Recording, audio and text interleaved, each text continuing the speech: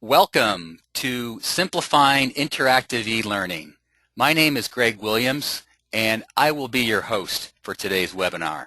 Today's program is part of our ISD Now series brought to you by the University of Maryland, Baltimore County, also known as UMBC. UMBC is a public university located in Baltimore, Maryland. We have been ranked by the U.S. News and World Report as the #1 up-and-coming university for 2 years in a row. We were also recently featured in a segment on CBS's 60 Minutes. Today's webinar is sponsored by UMBC's online graduate program in Instructional Systems Development. So this is the part you've all been waiting for, the exciting webinar ground rules. Well, hang on to your hats. Here we go. Let me talk about the exciting announcements. If you have any difficulty, such as with audio, please call GoToWebinar at 1-800-263-6317. Attendees, you will have the ability to ask questions using the question function in GoToWebinar. We will monitor the questions and give Tom the questions that we seem to strike a chord with the audience. We have a great many people online, hundreds right now. In fact, we're approaching our limit of 1,000. With so many people online, we will do our best to answer all of your questions, but it's likely we're not going to get to everyone. Additionally, so our presenter doesn't get sidetracked, we will answer your questions at the end of the presentation. This webinar is being recorded. We will email you the link as soon as the video is posted. Additionally, we will also make Tom's slides available and provide you with that link after the webinar. So let's introduce Tom Kuhlmann. Tom is the Vice President of Articulate's community. He is also host of the Rapid eLearning blog that has over 80,000 subscribers. If you have that many subscribers, you're doing something right, folks. He has well over 15 years experience in the training industry, and he's developed hundreds of hours of e-learning modules and managed e-learning projects at Capital One, Washington Mutual, and Weyerhaeuser. Tom has a master's degree in educational technology from Pepperdine University. Personally, what I like about Tom is he takes complex information and breaks it down into very simple terms that even a guy like me can understand.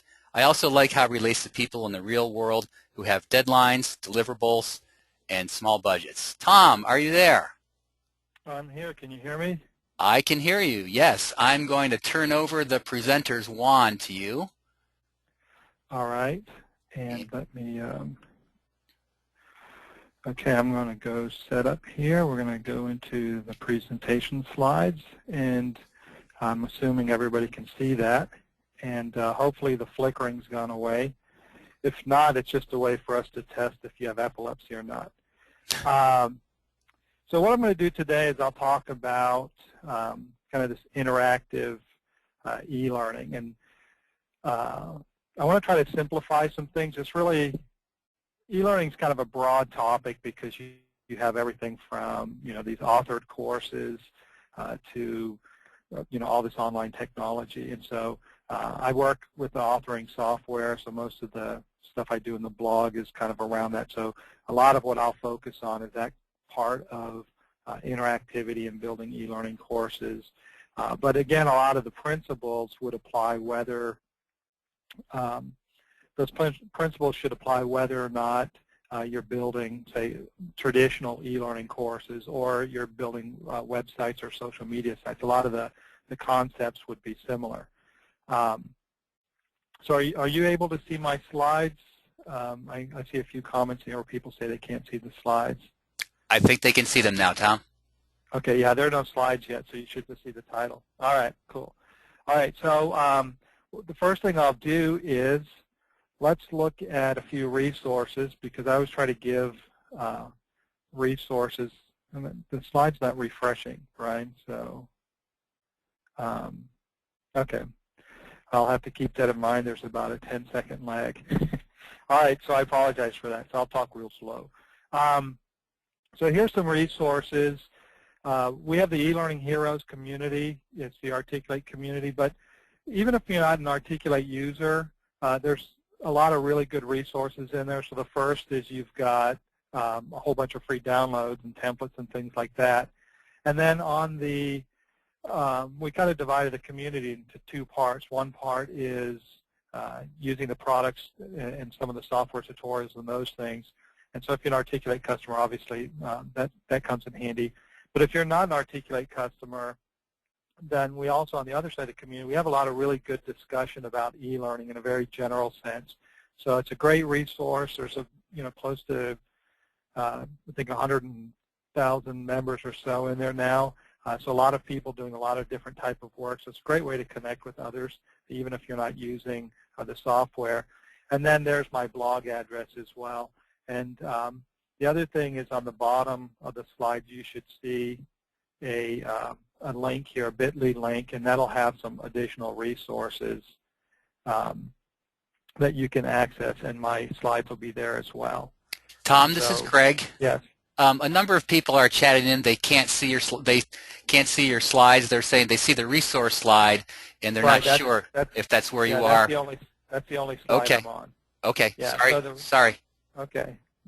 So the resource slide is those are some resources, and that bit.ly link down at the bottom will have all sorts of tutorials and things as well. So even if you fall asleep during the presentation, you'll have some resources that you can take with you.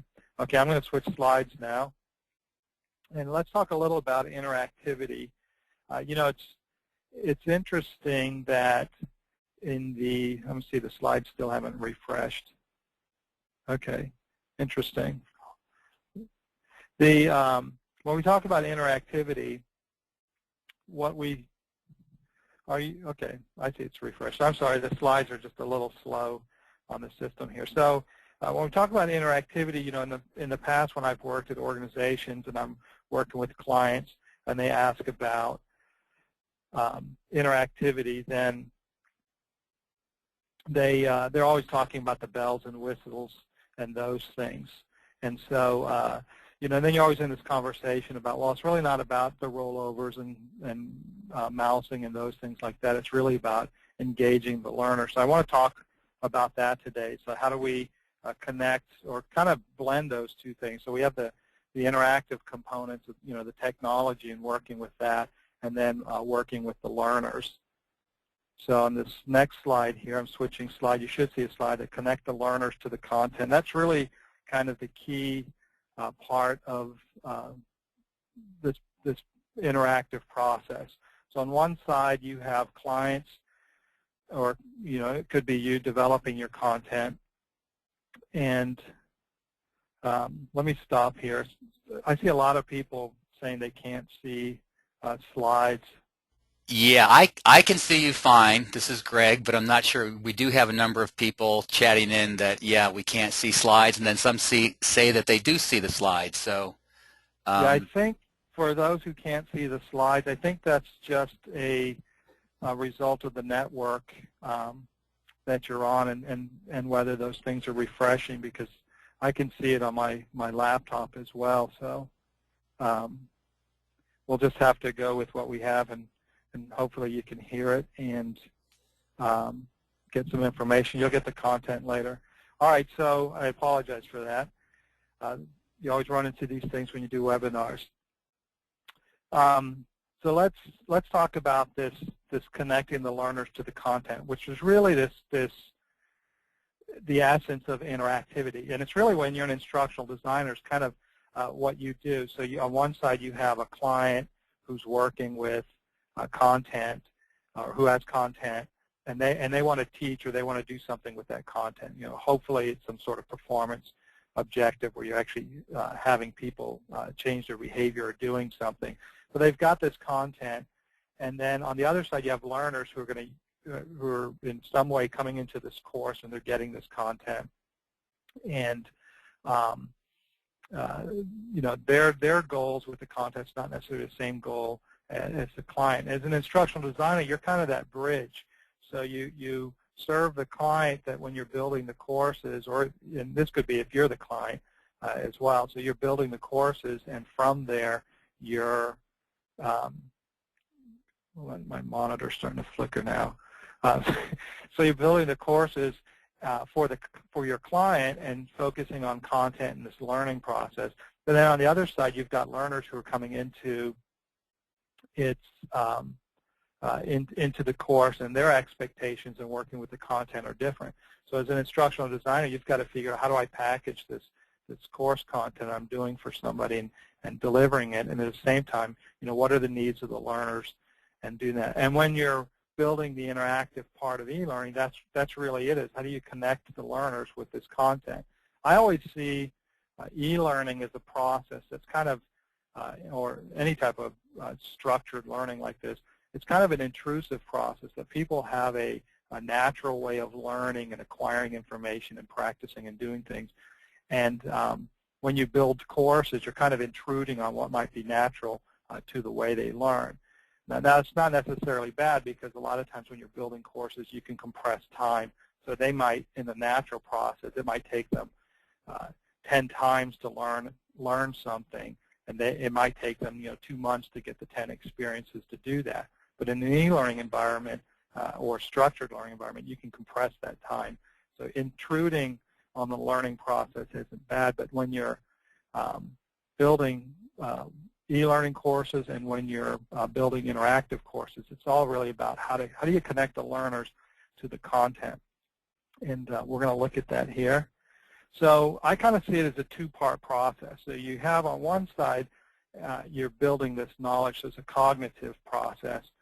And then on the other side, you have this emotive process. So if you think about it, there's this process of learning, the cognitive element, and then there's this process of people desiring to be part of that process. And so when you build your courses, you kind of have to bring the two things together.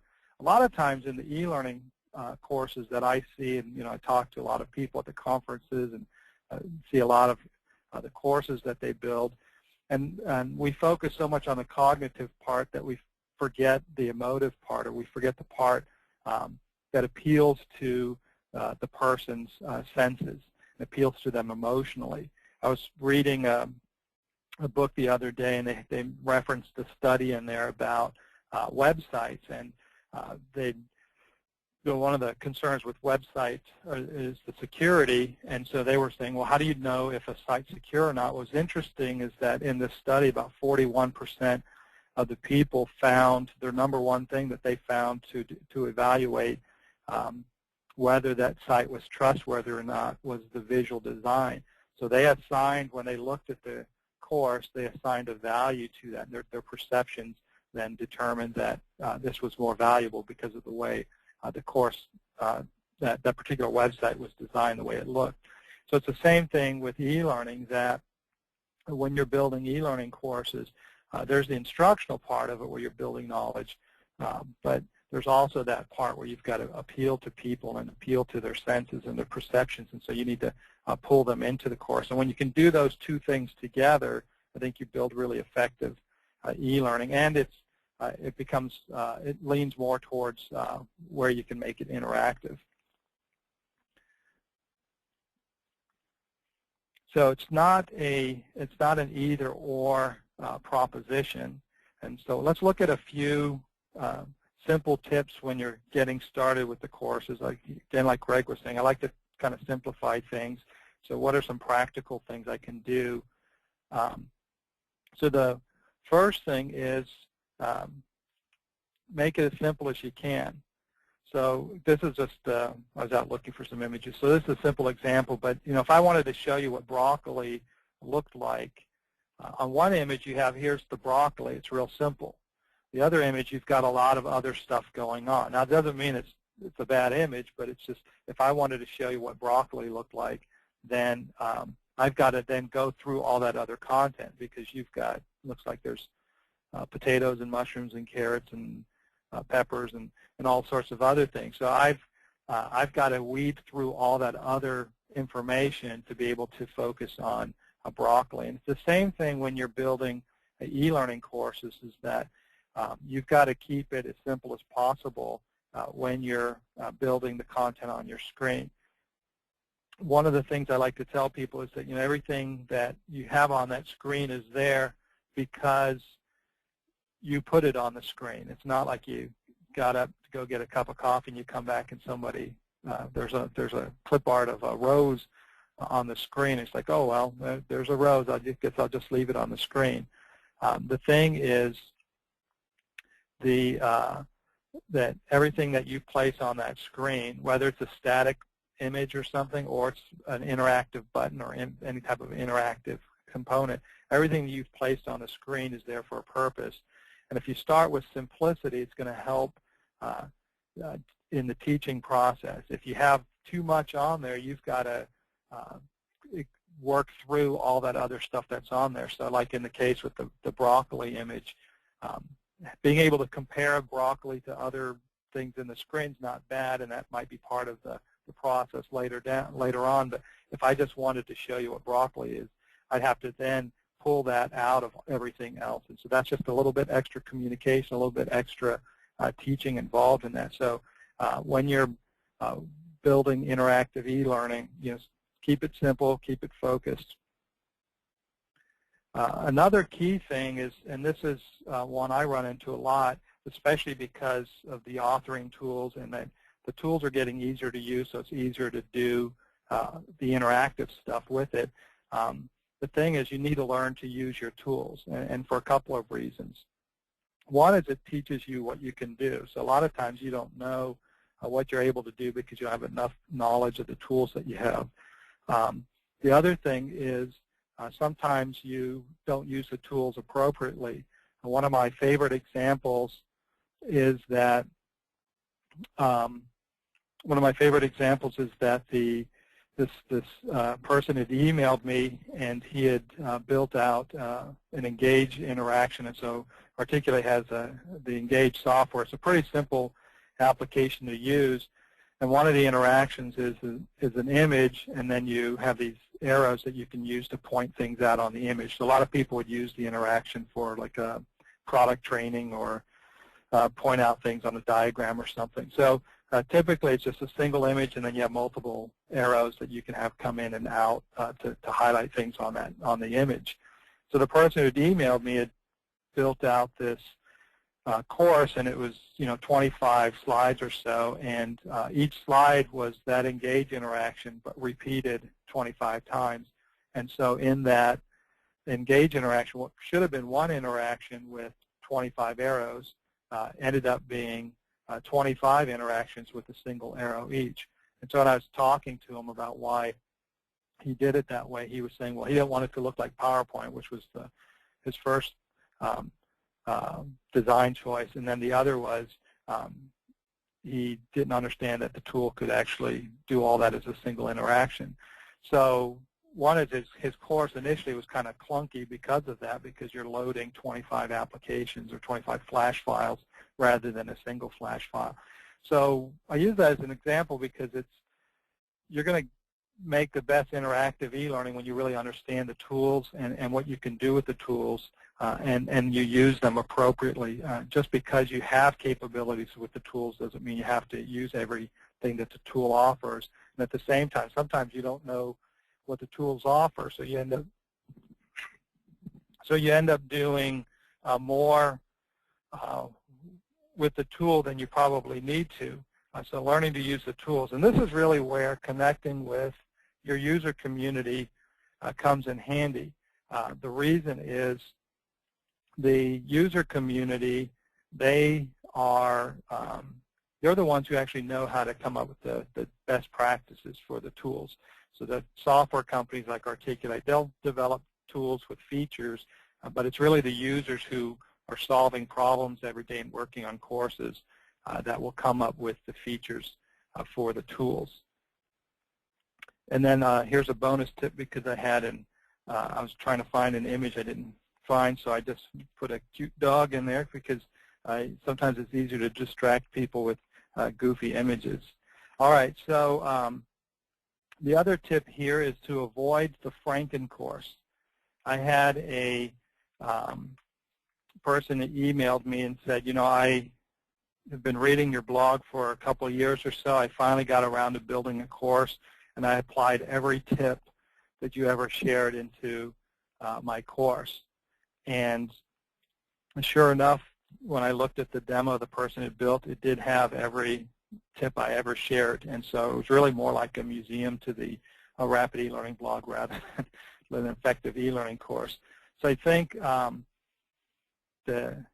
jokingly, we call those the Franken courses, but the challenge, especially if you're using these rapid authoring tools, is that the tools allow you to do a lot of things without being a programmer. So all of a sudden, capabilities that you didn't have are now available to you. And the tendency is we end up wanting to use all of these capabilities. Oh, this has a rollover. Let me throw a rollover in here. Oh, this I can do a drag and drop. Let me throw a drag and drop in there. And you kind of see that in PowerPoint a lot. When people are working with PowerPoint, they will just throw animations in there. There's no real regard to why the animation's being used, but because they can use the animation, they just throw them in there, or the slide transitions and those things. So the thing is to avoid the Franken course. So really think through the design process, and just because you have the capability to do things doesn't mean you should use those capabilities. It's just really a matter of determining what it is you want to do, and then what capabilities are the most, or what are the technologies or the solutions that you have available to you, what's the most appropriate to what you hope to accomplish.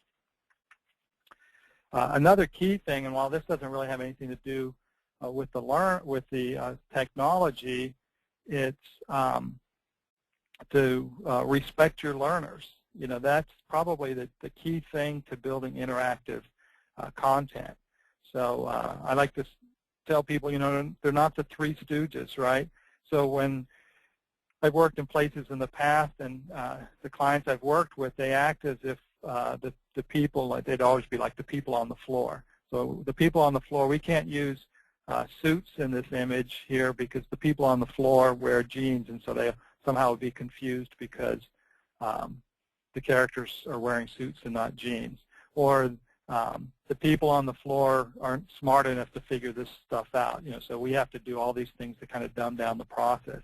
And I would say the first thing is, respect the learners. They're not dumb. They know how to learn. They definitely know what's most meaningful to them. And the interesting thing when you're building e-learning courses is that the interesting thing with building these e-learning courses is that the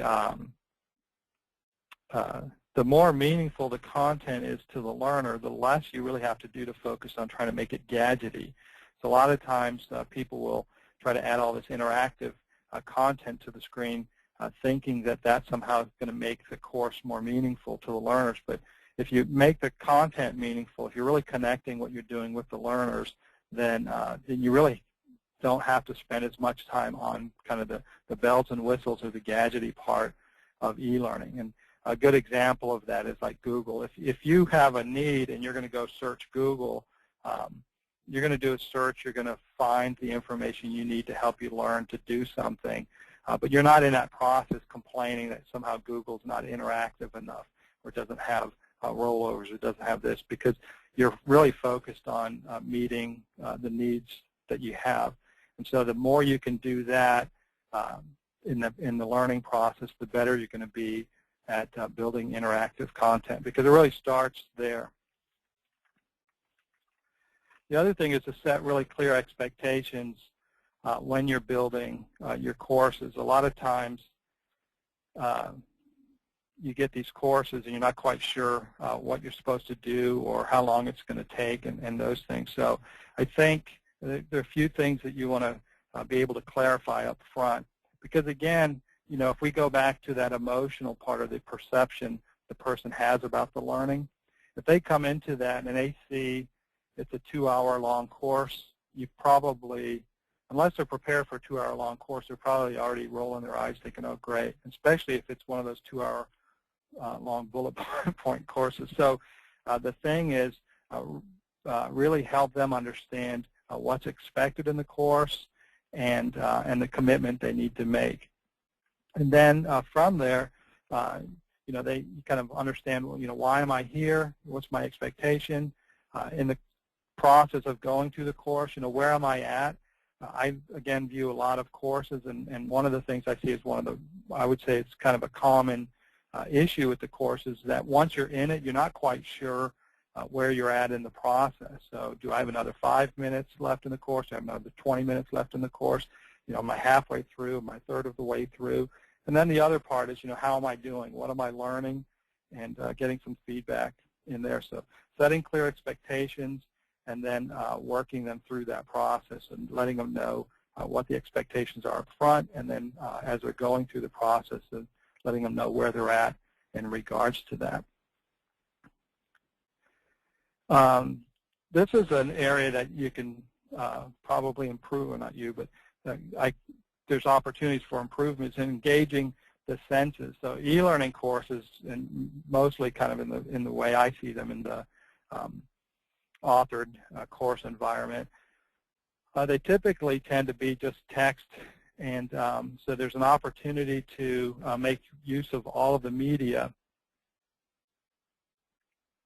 There's an opportunity to make use of all of the media, so you can have the text, but you can also use images, you can use audio, you can use video. A lot of ways that you can use multiple media in the courses, and it's probably an area where there's a lot of opportunity for improvement. And the e-learning world is still kind of a growing industry, so a lot of people are kind of coming into the product or into the industry using these rapid authoring tools. And then, I know from talking to a lot of people at conferences that the struggle is kind of the balance between the time and the balance and balancing that then with the resources and capabilities. So a lot of people don't have access to the skill set to build like the graphics or to build video and audio. But the nice thing is the technology is advancing. So even with the authoring tools becoming easier, the other thing is that a lot of opportunities to work with vendors who offer low-cost solutions with other media. So simple ones like iStock photos, years ago you'd pay $20, $30 for an image. Now you can buy images for $1 to $2.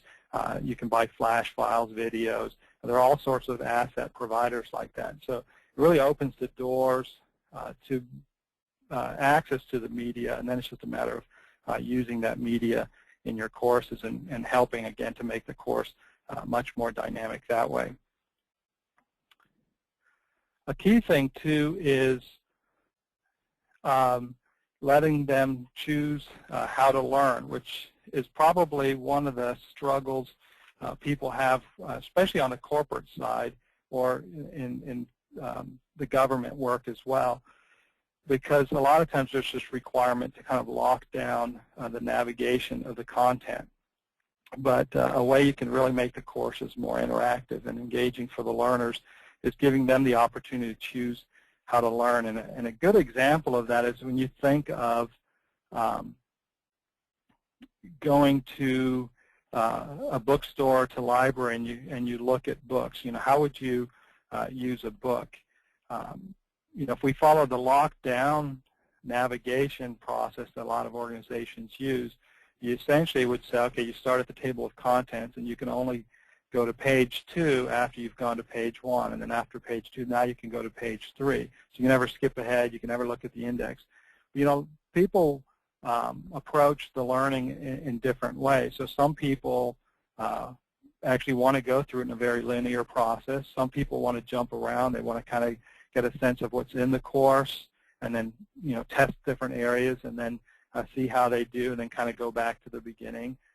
So there are a lot of ways people approach the learning. You're creating this digital infrastructure with all this content, and you really can free it up for the learner to choose what they need in the learning. And so the instructional design part of that, though, is figuring out how to move them through the learning process. So even if you have to lock the courses down, you could still create a locking process, like create gates through the course, but create interactive scenarios where they can collect information and make decisions versus just giving them information. So think of how you use a book. So you go to a library, do you just open up at the cover and start from there, or do you go to the index and look at the index, kind of see what content's in there, see what's most interesting to you. Do you go to the table of contents and kind of look at what's covered? You skim through the chapters. So different ways that people look at books, and I would say, kind of think of that when you're building your e-learning courses. What are some ways that you can build out your e-learning courses to kind of free up the navigation and access to the information?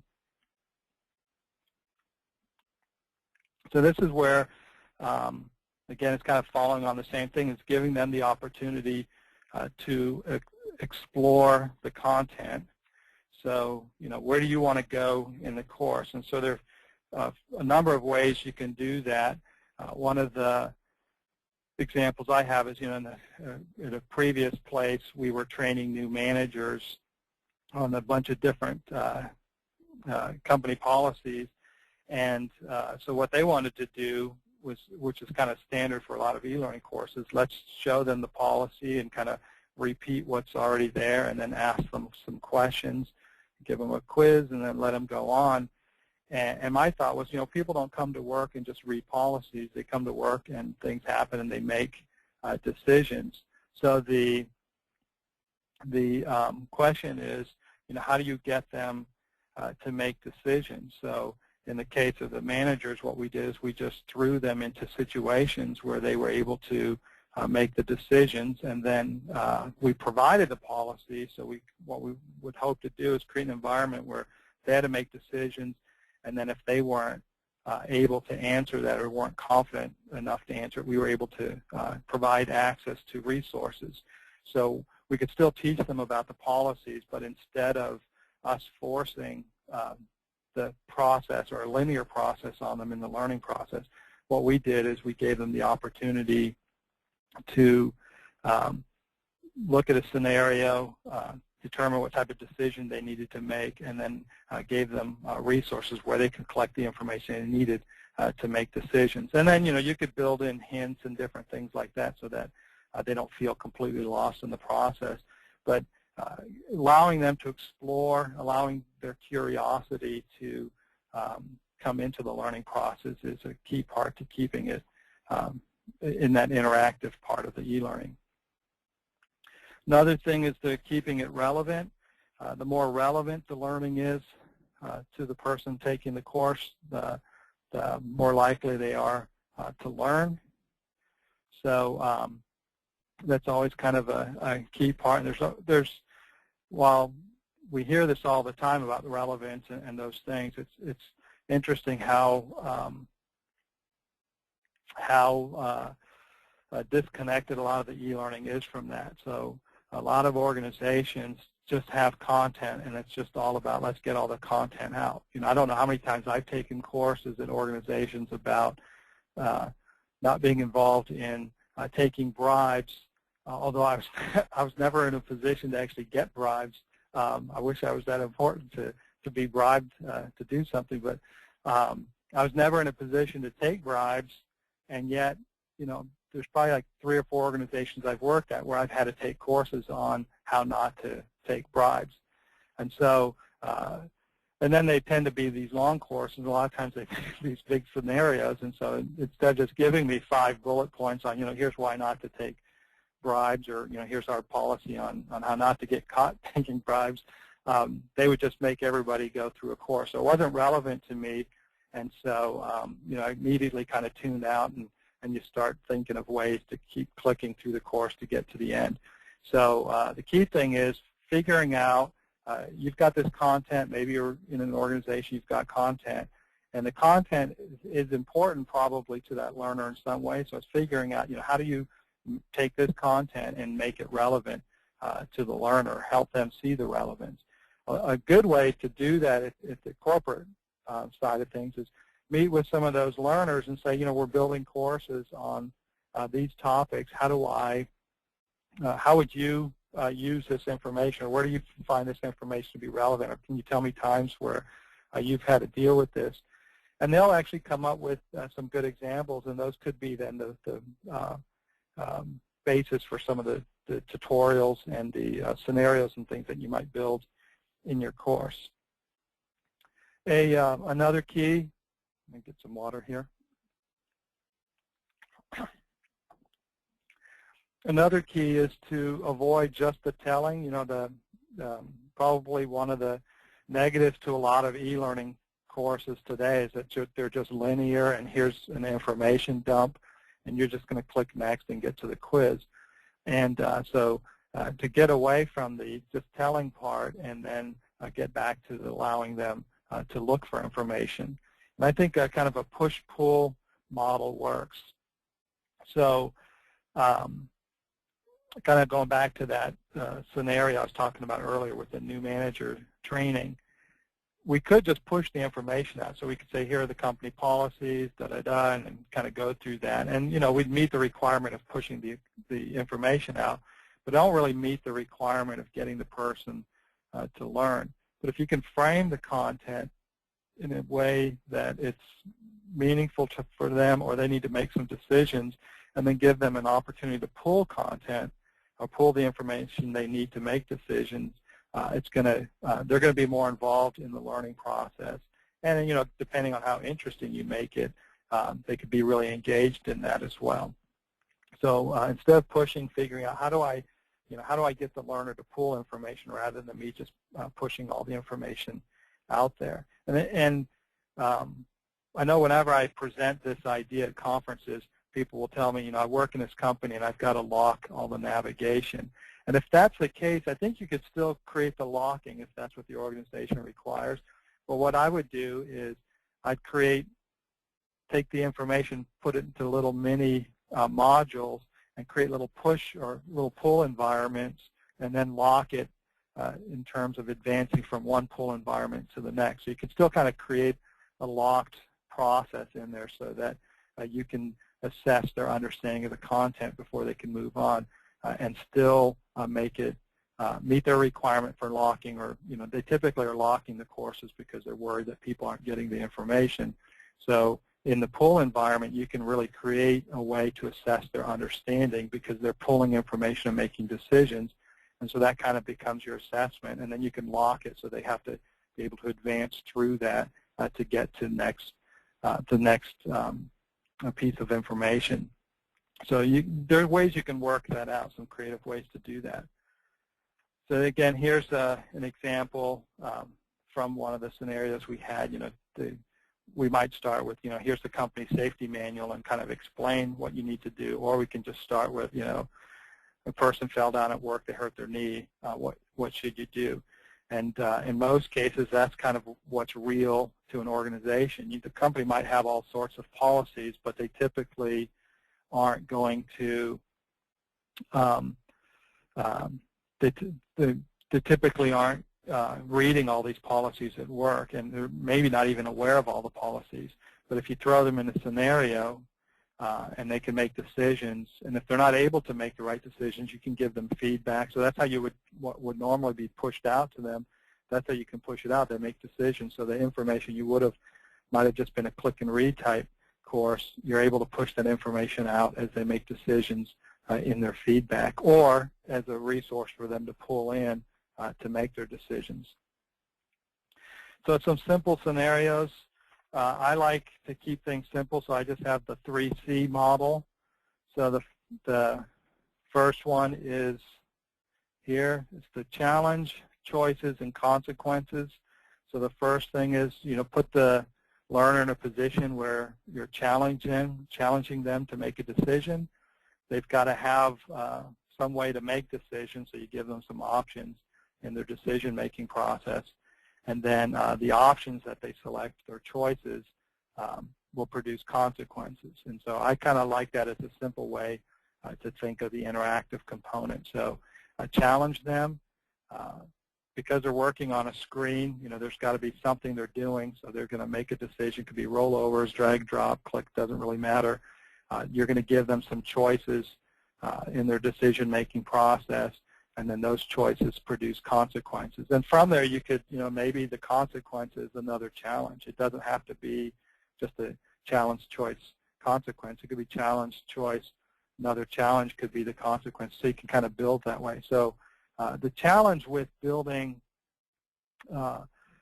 scenarios from kind of just a practical perspective, the challenge there is the understanding the content. So if you're the subject matter expert, you kind of understand the nuances, and you can make your scenarios much more complex because you understand the content. If you're an instructional designer working with a subject matter expert, it's hard enough to get them to give you a simple multiple choice questions. So when you start building out interactive scenarios, what makes the scenarios work well is if you can really touch on the nuances of that content. But if you're not the subject matter expert, getting to the nuances can be challenging. And then you create these kind of muddle scenarios or things that are real, just kind of time-wasting scenarios where the choices are all obvious and there's really no need then to have the scenario. So most people kind of do, I think it's a simple way to make it interactive with using this 3C model. It's just kind of keep it on a critical path. So you kind of keep moving forward. You have the 3 Cs. You get your consequences. Maybe you deviate off the critical path a little to give some feedback, and then you bring them back on the critical path. That's probably the easiest way to do that. But if you want to make it more complex, you really need to know more about the content and kind of the nuances of the content. So it's a simple model, the 3 Cs: challenge, choices, consequences. The production process, let's think a little about when you're working with a screen and building interactive components on the screen. It's really only so much that you can do on the screen. So you've got clicks, so you can click a next button, click something on the screen, and something happens when you click. You have hovering. You move your mouse. Maybe there's a rollover. You have dragging. Then you have variables that the user does, based on the user's input, that determine the complexity of that. So you have click, hover, and dragging, and then variables to determine the complexity. Now, that's changing a little with the touch technology, so like the iPad and some of the PCs now and computers have the touch capability, so that'll change. So you have the learners able then to manipulate shapes on the screen. But in a sense, it's kind of a combination of, like, say, a drag and variable in that, because you don't really know what the user's going to do to manipulate. So that's the variable, and then most likely it's some sort of dragging, pinch zoom or whatever it would be with the touch. So I would still say it kind of falls under one of those three, so click, hover, and drag. So I like to keep that simple. So click, hover, drag, and then you have variables to determine how complex you want that to be. Now, when you're building your interactive components using that type of technology, you kind of have these overlapping elements, right? So you have, let's say you have a clicking capability in the screen. Part of it's the learning experience, right? So maybe it's a simple multiple choice question, and you mark something, you click on it, and then you hit submit. But there's also then the emotive or the user experience. How do I make that interesting?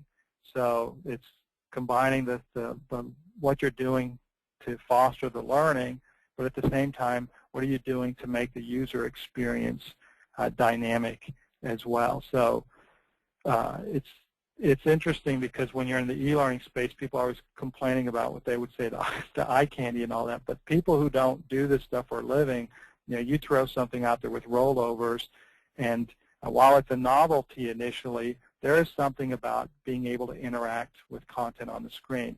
So it has really nothing to do with the learning.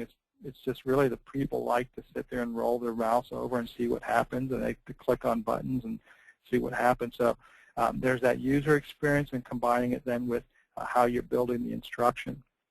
So I have a few examples I can show. I was trying to think, okay, where can I get some examples quickly? And we're actually in our beta for Storyline, and so I've just pulled a few examples just to look at some of the diversity and what you can do with the clicks and mouse overs and all of that. So let me switch applications, and hopefully these will refresh fast enough to look at.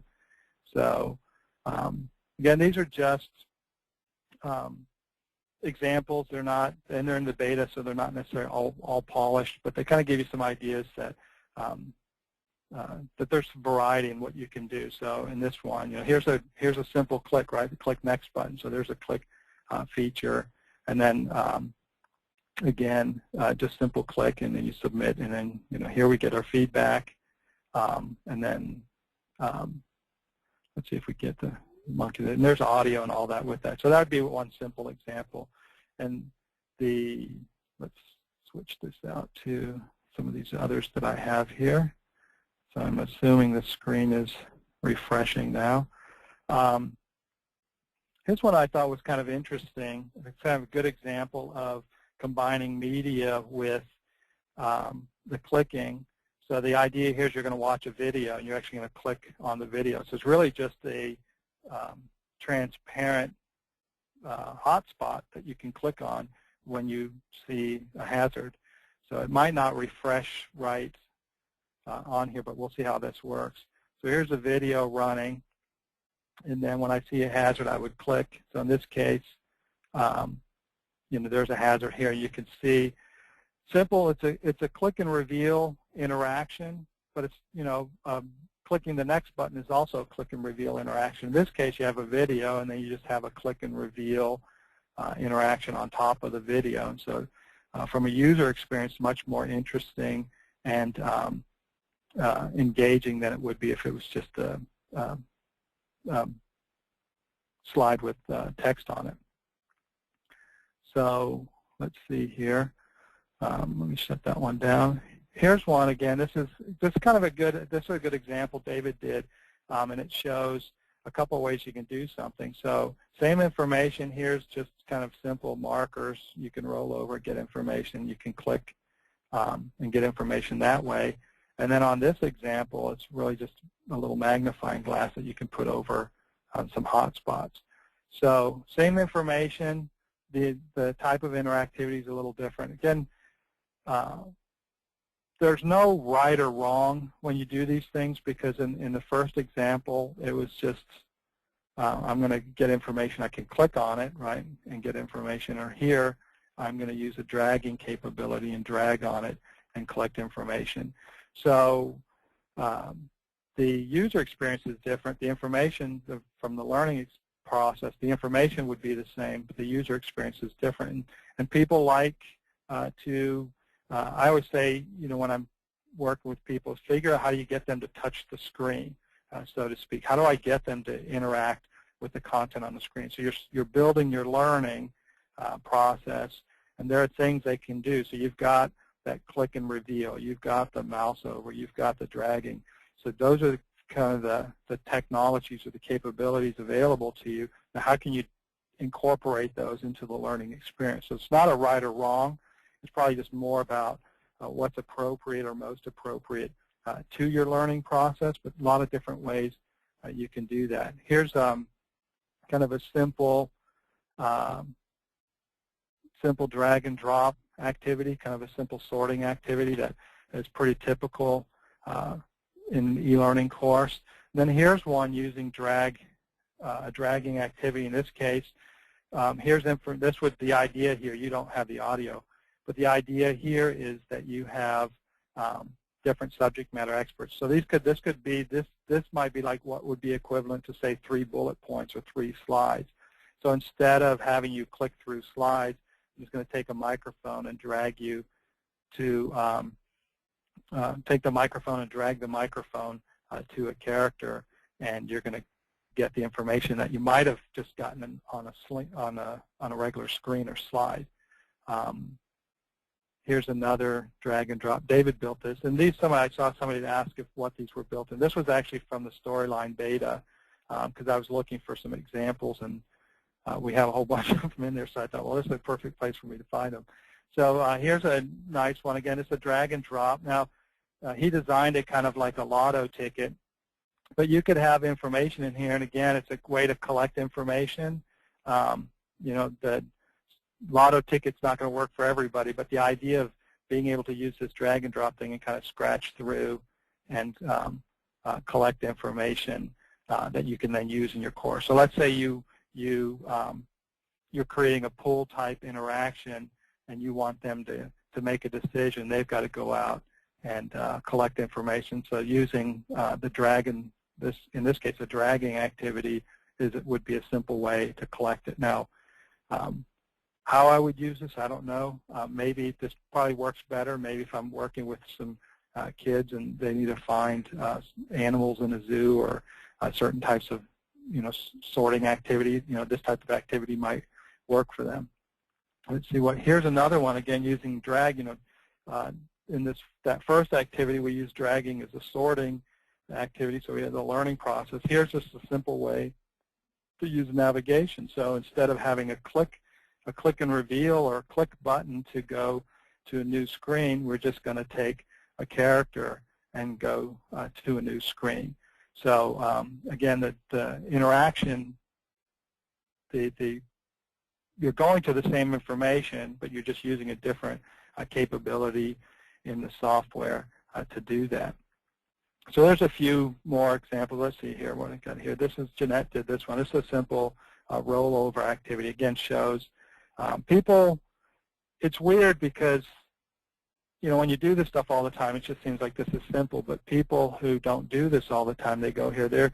They'll sit there and just roll over and keep seeing what's there. So there's a lot of ways to connect that desire to touch the screen and do things with the learning experience. So you kind of have those three core elements, the clicking, the hovering, and the dragging. So then it's just a matter of being creative in how you use those. And as you can see, like that, the drag and drop was a good example. The drag and drop could be a simple sorting activity, so that's more instructional.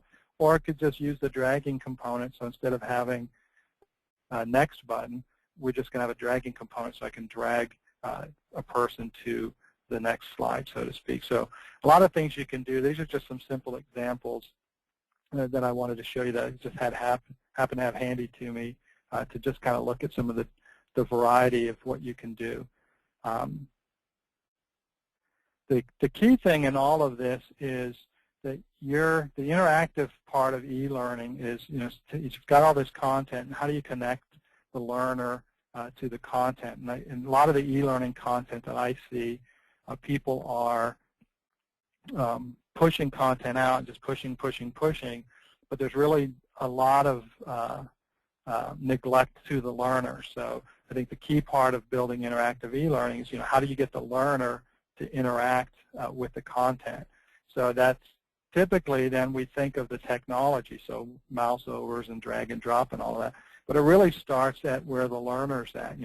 I've got content. How is the learner going to need or use this content? How do I help them see the relevance of what we're doing? How do we tap into what motivates them? And then when you build the course out, you kind of have these two overlapping elements. You've got the cognitive part of it, and then you have kind of this affective or emotive part where you're building a personality for your course so that the learner's engaged in the process.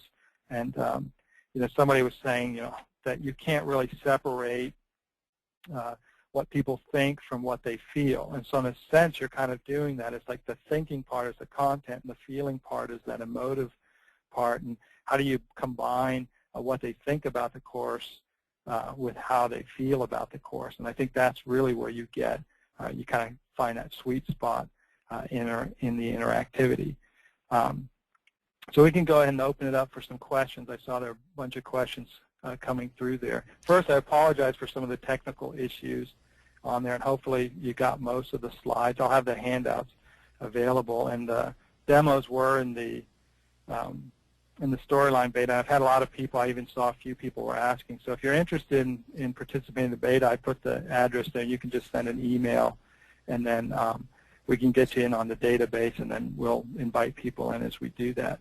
And thank you for attending. So I'll have Brian can feed me some questions here. Tom, this is Greg. My mom calls me Brian too. She gets me mixed up with my brother. That's okay.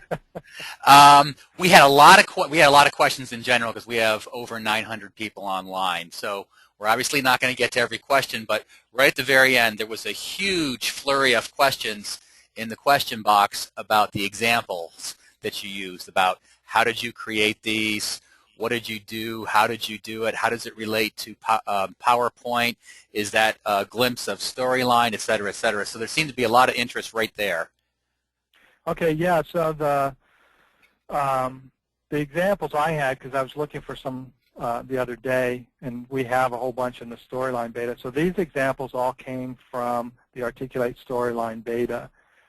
So if you're interested in that, and again, this isn't a sales thing, but if you're interested in that, email beta@articulate.com, and then we'll get you, you'll get an email explaining what you need to do to sign up in the beta. And then as we get openings, we've been letting people in there. And so you'll be able to do the drag and drops and that type of interactivity and play with that. And I can't talk a lot about the software, but you can get in there, and all those demos you'll have access to, and a lot of the source files, so you can see how those were built as well. There were a number of questions about, do you use templates? Do you recommend using templates as a designer when you start work on some of these projects, or how do you approach that, Tom? Yeah, that's a good question. When you first get started, templates are probably important because probably the main thing is, that consistency and having some sort of structure. As you get to be more proficient and experienced, then you have less reliance on templates. And that there's always this tension, because in some sense the templates can really speed up the production process. And you can create all sorts of templated processes. You could have simple templates like PowerPoint templates. I've also got these rapid instructional design models I've been working on. I'll be writing more about those in the blog, where we have kind of a templated approach to building courses that are more interactive. So that's good on the template side. The bad thing on template side is you become the template fascist, right? And everybody has to do everything through this template. And so there should be a consistent process to how you do things, and that could be templated, but I don't think every course should follow the same template. And it's kind of like a book or a magazine. They all have a similar structure to them, but they don't all look the same, or movies. And so that's probably one of that tension that exists in the industry. So you use templates to speed up your production, but at the same time, templates can also kind of hinder things as well, because everybody then forces everything to a template. Tom, there are also a number of questions about how you deal with assessing the learners. Do you want to talk about your approach to that? Yeah, so there are a few things. I personally, if I had complete control, it's about assessing their understanding, and I like that pull model to do that. So you can do multiple choice questions and things like that. It's a simple way to assess at a certain level, but I kind of like a scenario-driven type assessments where you kind of throw them in the pool, so to speak. They make decisions, and in the decision-making process, you're able to assess their level of understanding. That doesn't always work in an organization, so you have to go with what your client wants. But ultimately, it's figuring out kind of I like a backwards design as well. So what are the objectives that you're teaching to? What is it that a person's supposed to be able to do after they've taken this course? And then how do you know that they are able to do that? And then build to that point. So kind of getting to a point where you're assessing their understanding versus just their ability to repeat information. There's a book I like called Understanding by Design, and he kind of goes through, he has a good example where they were working with, I think, some children and teaching them about nutrition. And normally what we would do is we would, here's some information about nutrition, and then here's a multiple choice quiz question, or maybe a simple sorting activity or something, identify the food plate or pyramid or whatever they're using now. And then we call it good, but in their example, they actually had them build out the menus for, I think it was like a summer camp. And so in the process of building out the menus, they were able to demonstrate their understanding of the content. So that's kind of like a scenario. So instead of here's the multiple choice question about nutrition, if you understand nutrition, build a nutritious menu and explain to us how you got about to building that. Okay, Tom, I'm the time cop, which I'm sure everybody loves me for, and it's just about 3 o'clock now. Why don't we take one more question, Okay. which I'm kind of interested in myself, too, is there were several questions about, your interactions? Where do you get your inspiration for how you approach these interactions? Or, gee, this reminds me that I should maybe be looking for this graphic, or here's what I want the user to do. Where do you come up with those inspirations? Well, probably one of the, in just terms of ideas, is one is get away from the e-learning industry, because we typically are building click and read linear type courses, or the really good stuff you don't get to see, so it's hard to find the good stuff.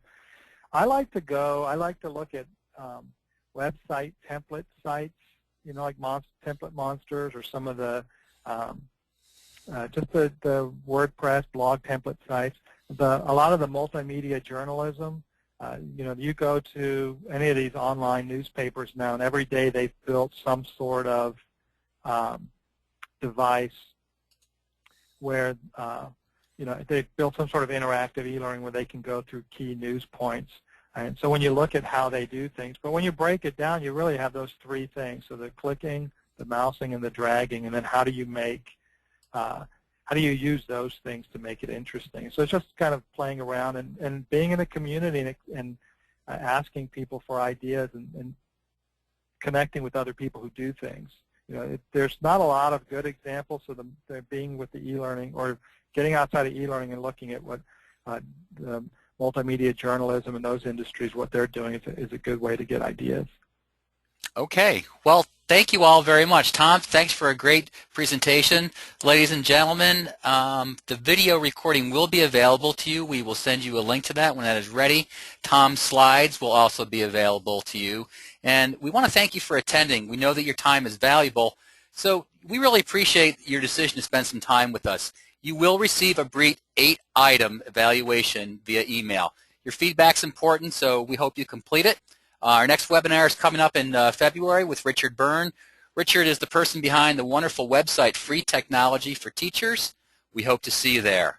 Until then, this is Greg Williams from the University of Maryland, Baltimore County, wishing you a wonderful holiday season and a great new year. Goodbye.